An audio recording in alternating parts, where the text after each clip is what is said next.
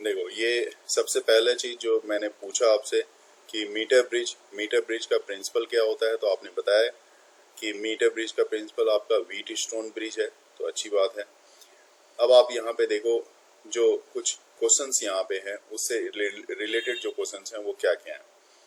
पहली चीज कि ये जो मीटर ब्रिज, इसको मीटर ब्रिज क्यों बोलते हो, क्योंकि इसका मीटर जो लेंथ होती है वो 1 मीटर की लेंथ होती है। जो स्केल लगी हुई है यहाँ पे वो 1 मीटर की लेंथ के इक्वल है, मतलब 100 सेंटीमीटर के इक्वल है। क्योंकि ये यहाँ से यहाँ तक देखो, आप देख सकते हो ये L1 है और यहाँ से यहाँ तक 100 माइनस L1 है, तो मतलब ओवरऑल A से लेकर C तक की जो लेंथ है वो 100 सेंटीमीटर की है।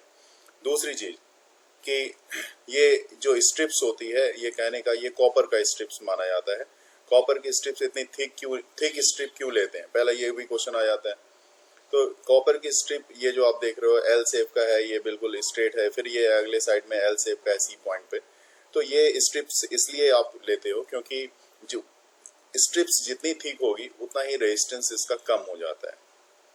तीसरी बात, ये जो वायर ली जाती है ए से सी तक की जो वायर ली गई है, ये किस मटेरियल की वायर होती है, तो ये मटेरियल होती है कॉन्स्टेंटेन, और यह कॉन्स्टेंटेन की ले सकते हो या फिर आप मैगनीन की वायर ले सकते हो। ये दोनों ही एलवाई हैं, इसलिए ये वायर एलवाई के लिए ली जाती है। और आपको फाइंड आउट क्या करना है, तो हमें फाइंड आउट करना है यहाँ पे कि अननोन रेजिस्टेंस की वैल्यू फाइंड आउट करनी है, ठीक है ना। अननोन रेजिस्टेंस की वैल्यू, यहाँ पे हमारे पास अननोन रेजिस्टेंस कौन सा है, तो वाई जो है हमारा, ये अननोन रेजिस्टेंस है। और ये जो यहाँ पे लगा होता है एक्स पे, तो एक्स पे हमारे पास लगा रहता है रेजिस्टेंस बॉक्स। यहाँ पे आप लगाते हो रेजिस्टेंस बॉक्स, जो कि एक नॉन रेजिस्टेंस की वैल्यू यहाँ पे हमें देता है। तो यहाँ से हम लोग स्टार्ट करने जा रहे हैं।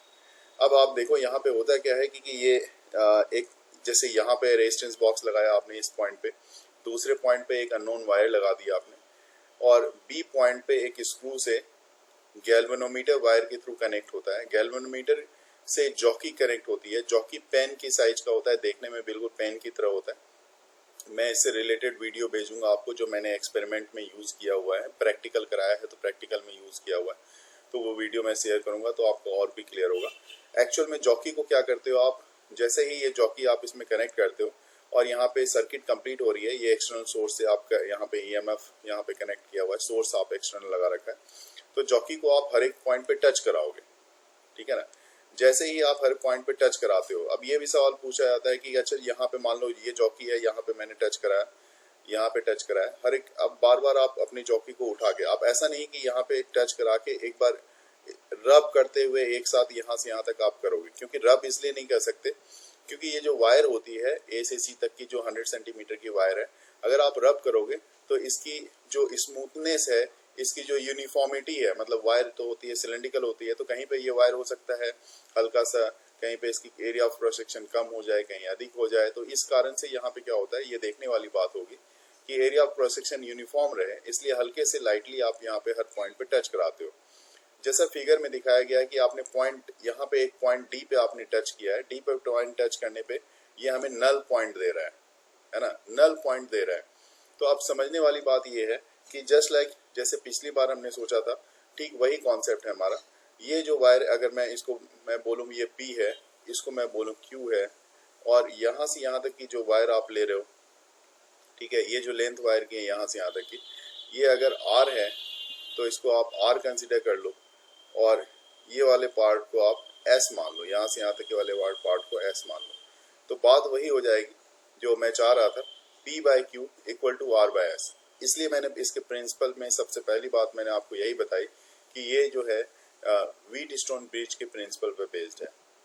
और जब आपके पास मान लो आप एक रेजिस्टेंस बॉक्स की वैल्यू दे दी गई है, यहाँ से यहाँ तक की रेजिस्टेंस आपको पता चल जाए, ये भी रेजिस्टेंस पता है, मतलब 3 रेजिस्टेंस आपको पता है, तो ऑब्वियस सी बात है आप 4th रेजिस्टेंस को आप इजीली फाइंड आउट कर सकते हो ना मेरी बात को, कि ये जो वायर है, ये ए से सी तक की जो वायर है, इसकी रेजिस्टेंस पर यूनिट लेंथ है ना, जो 100 सेंटीमीटर की वायर है,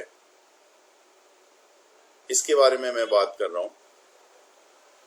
इसके लिए मैं बताता हूँ कि resistance per unit length of the wire,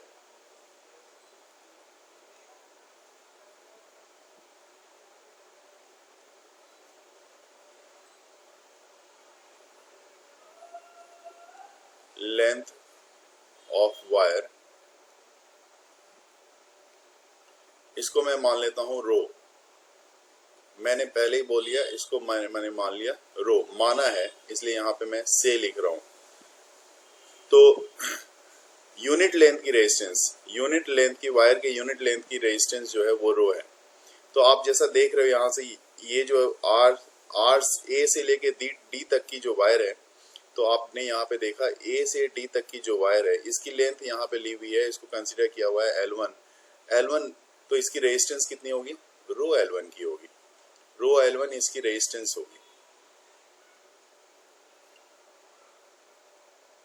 ठीक उसी तरह से अगर आप डी से सी तक की बात करें, तो डी से सी तक की जो वायर की लेंथ है वो डायग्राम में दिया हुआ है 100 माइनस L1 की। तो 100 माइनस L1 की, तो 100 माइनस इसकी रेजिस्टेंस ये हो गई, तो रो 100 माइनस L1 की रेजिस्टेंस मानी जाएगी इसकी, ये रेजिस्टेंस हो गई इसकी। ठीक है, तो दोनों की रेजिस्टेंस मतलब R की रेजिस्टेंस हमने फाइंड कर ली और S की भी रेजिस्टेंस हमने फाइंड कर ली। जो वहां पे मैं इसको R और S से रिप्रेजेंट कर रहा हूँ, उसके लिए मैंने इसलिए बार बार नाम R और S का दे रहा हूँ, मतलब ये एज ए रिप्रेजेंटेशन दोनों का यहाँ पे जो है वो अलग अलग रिप्रेजेंटेशन, नेमिंग रिप्रेजेंटेशन अलग अलग है। एक की रिप्रेजेंटेशन को मैं नाम दे रहा हूँ R और दूसरे को नाम दे रहा हूँ मैं S। तो इसको मैं यहाँ पे R और S डायग्राम के पॉइंट ऑफ व्यू से ये कंसिडर कर रहा हूँ। P और Q तो हमारे पास है ही।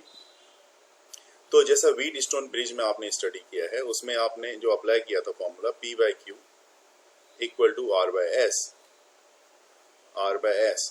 तो P की जगह पे आपके पास क्या है? X है। यहाँ डायग्राम में जो है वो उसके हिसाब से आपको मूव करना पड़ेगा। Q की जगह पे आपके पास Y है और Y की ही एक अननोन रेजिस्टेंस है जिसकी वैल्यू हमें निकालनी है।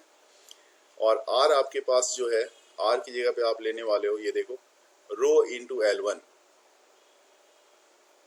और S की जगह पे आप लेने वाले हो रो इंटू 100 माइनस L1। इसमें रो और रो कैंसिल हो रहा है और यहां से आप अननोन रेजिस्टेंस Y की वैल्यू फाइंड आउट करने जा रहे हो। तो Y इक्वल टू हो जाएगा X into 100 minus L1 upon में ये हो जाएगा आपके पास L1।